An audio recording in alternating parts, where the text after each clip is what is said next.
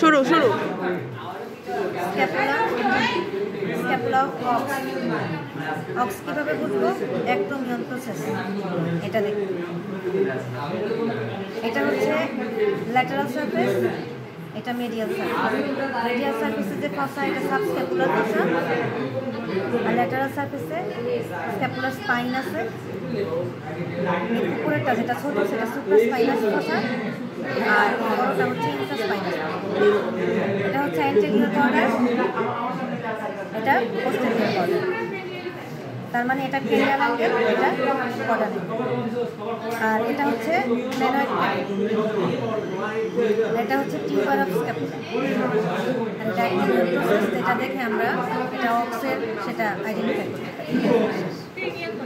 Right left right left, যেহেতু এটা হচ্ছে ল্যাটারাল সারফেস, তাই ল্যাটারাল সারফেস যাতে ল্যাটারালি থাকে ওইভাবে ধরতে হবে। এটা শুধু ডান হাতে ধরলে এটা ল্যাটারালি আসছে, এই হাতে যদি ধরি তাহলে এটা মিডিয়ালি চলে যাবে, তাই এটা রাইট।